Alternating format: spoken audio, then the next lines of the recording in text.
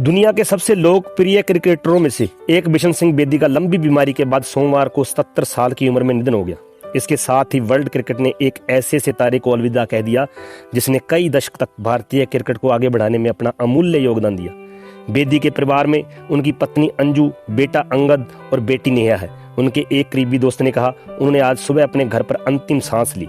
हाल ही में उनके घुटने का ऑपरेशन हुआ था जिसके कारण वो इससे उबर नहीं पाए, इसलिए उनकी मौत होगी। अपनी आरंभ बाल से लेकर फ्लाइट लेती गेंदों से दुनिया भर के बल्लेबाजों को चकमा देने वाले बिशन सिंह बेदी भारतीय स्पिन चौकड़ी की वह अबूझ पहेली थे जो अपने फैसलों और बेबाक टिप्पणियों के कारण विवादों में भी रहे। भारतीय टीम के पूर्व कप्तान बेदी का जन्म 25 सितंबर 1946 को पंजाब के अमृतसर शहर में हुआ। वह भारत की उस स्पिन टोकरी का हिस्सा थे जिसमें उनके अलावा इरापल्ली प्रसन्ना, भागवत चंद्रशेखर और श्रीनिवास वेंकट राघवन शामिल थे। बेदी ने लगभग 12 साल तक भारतीय गेंदबाजी का जिम्मा संभाला। यह बेहद कलात्मक बाएं हाथ का स्पिनर अपनी पीढ़ी के बल्लेबाजों के लिए हमेशा अबूझ पहेली बना रहा।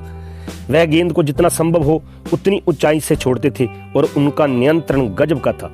बेदी ने टेस्ट क्रिकेट में पदार्पण 31 दिसंबर 1966 को वेस्टइंडीज के खिलाफ कोलकाता के ईडन गार्डन्स में किया और वह 1979 तक भारतीय टीम का हिस्सा रहे।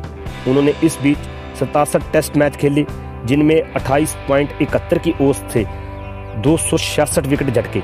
प्रथम श्रेणी क्रिकेट में बेदी के नाम पर 1560 विकेट दर्ज है। बेदी 22 मैचों में भारत के कप्तान भी रहे जिनमें से 6 में भारतीय टीम ने जीत दर्ज की।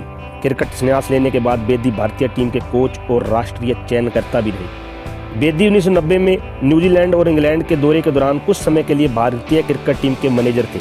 वह मनिंदर सिंह और मुरली कार्तिक जैसे प्रतिभाशाली स्पिनरों के गुरु भी थे। बाएं हाथ के स्पिनर बेदी स्पिन की हर कला जानते थे, चाहे वह तेजी में बदलाव हो या वेरिएशन। उनकी फ्लाइट, आर्म बाल और अचानक से की गई तेज गेंद पर बल्लेबाज चकमा खा बैठते थे।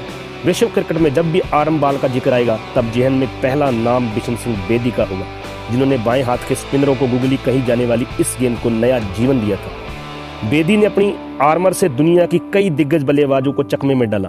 यदि यह रिकॉर्ड भी रखा जाता कि एक गेंदबाज ने किस तरह की गेंद पर सर्वाधिक विकेट निकाले तो निश्चित तौर पर आर्म बाल के मामले में बेदी बाजी मार जाते। जब भी कोई बल्लेबाज उन पर हावी होने की कोशिश करता था तब वह आर्मर का उपयोग करते थे। ऐसा नहीं कि उन्हें हर बार आर्म बाल करने पर सफलता ही मिलती थी, लेकिन इस गेंद ने उन्हें कई अवसरों पर विकेट दिलाई। बेदी ने 15 साल की उम्र में उत्तरी पंजाब की तरफ से 1961-62 में रणजी ट्रॉफी में पदार्पण किया था और बाद में वह दिल्ली की तरफ खेले। विकेट निकालने में वह माहिर थे और इसलिए कभी उनका तीर खाली नहीं जाता था। बेदी का विवादों से भी पुराना नाता रहा है। अपनी बेबाक टिप्पणियों के कारण वह जब तक विवादों में फंसते रहे। वह 1976-77 में इंग्लैंड के तेज गेंदबाज जॉन लीवर के वैसलिन का उपयोग करने पर आपत्ति जताने और 1976 में वेस्टइंडीज की खौफनाक गेंदबाजी के कारण किंगस्टन में भारत की दूसरी पारी समाप्त घोषित करने के कारण भी चर्चा में रहे थे। बेदी दुनिया के ऐसे पहले कप्तान थे जिन्होंने टीम के जीत के करीब होने के बावजूद गलत अंपायरिंग का विरोध करके मैच गंवा दिया था।